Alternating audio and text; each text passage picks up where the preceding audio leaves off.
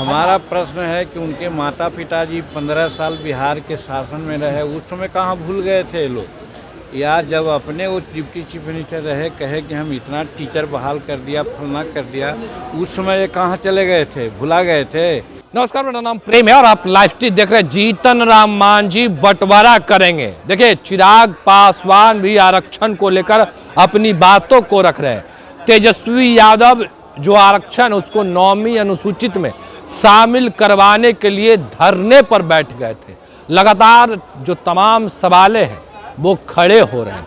देखिए, जीतन राम मांझी और चिराग पासवान में तनातनी का माहौल है।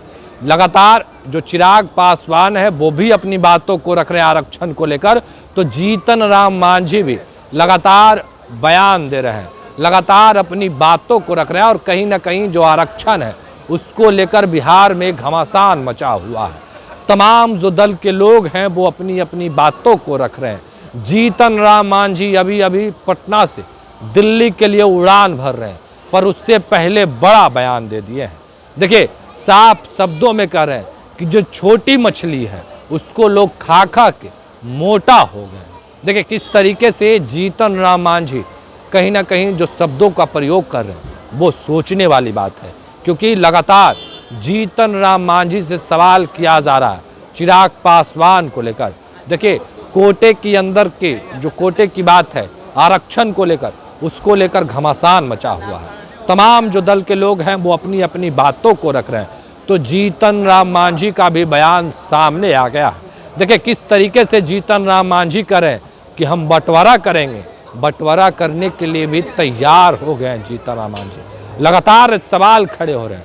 उधर तेजस्वी यादव अपने पार्टी कार्यालय के बाहर धरने पर बैठ गए थे। बिहार के कोने कोने में जाएंगे, तमाम लोगों के बीच ये बातों को पहुंचाएंगे। पर आरक्षण को लेकर बिहार में घमासान मचा हुआ।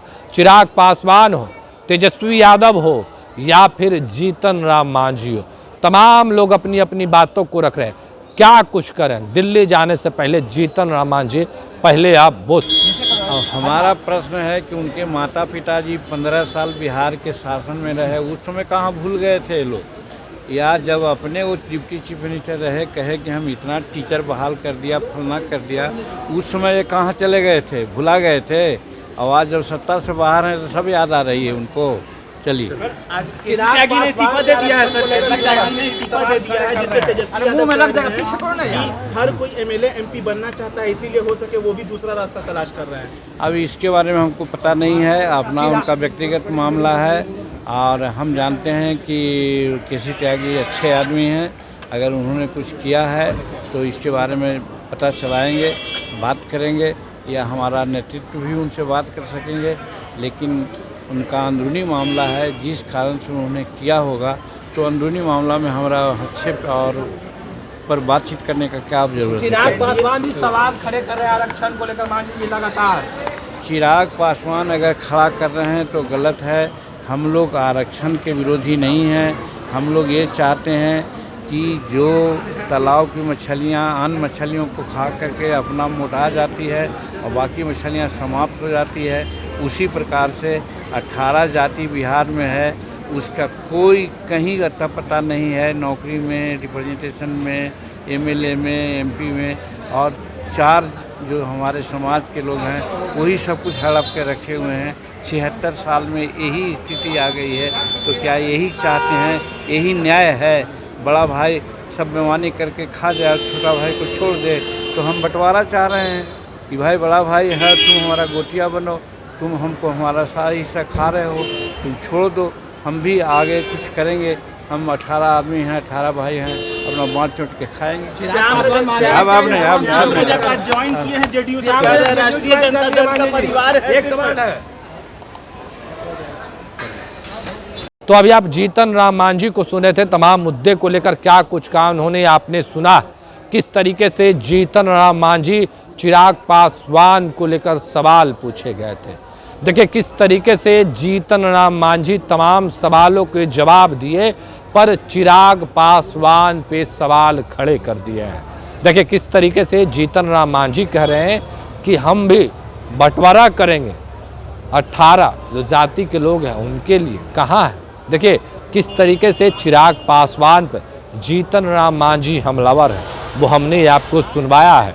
मोदी कैबिनेट में चिराग पासवान भी मंत्री हैं, जीतन राम मांझी भी मंत्री हैं, पर दोनों एक दूसरे पर लगातार सवाल भी खड़े कर रहे हैं। देखिए किस तरीके से जीतन राम मांझी हैं वो हमला बोल दिए हैं चिराग पासवान पर।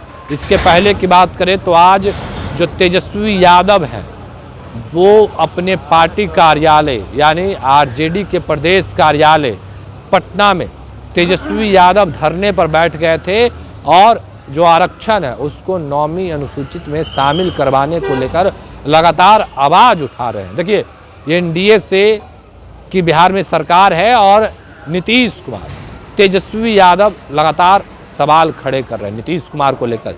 अब देखने वाली बात होती है क्योंकि तेजस्वी यादव आज पार्टी कार्यालय के बाहर धरने पर बैठे हुए थे।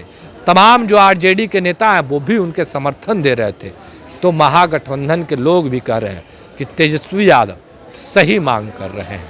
उतना ही नहीं, बिहार में जातीय आधारित गणना हुआ, तेजस्वी यादव पूरे देश में जातीय आधारित गणना करवाने की मांग भी कर रहे हैं। देखिए पर आरक्षण को लेकर बिहार में घमासान मचा हुआ है। सत्ता पक्ष के लोग हो या फिर विपक्ष के लोग हो, तमाम लोगों से कहीं ना कहीं सवाल किया जा रहा है। देखिए जीतन राम मांझी अभी अभी पटना से दिल्ली के लिए उड़ान भर रहे थे, पर उन्होंने किस तरीके से चिराग पासवान को लेकर सवाल किया गया है तो किस लहजे में जवाब दे रहे थे वो भी हमने आपको सुनवाया। देखिए साफ शब्दों में कह रहे हैं कि हम लोगों को बंटवारा करना है, अब आगे क्या होगा, क्योंकि जिस तरीके से जीतन राम मांझी सवाल खड़े कर रहे हैं तो सवाल चिराग पासवान से भी पूछा जाएगा।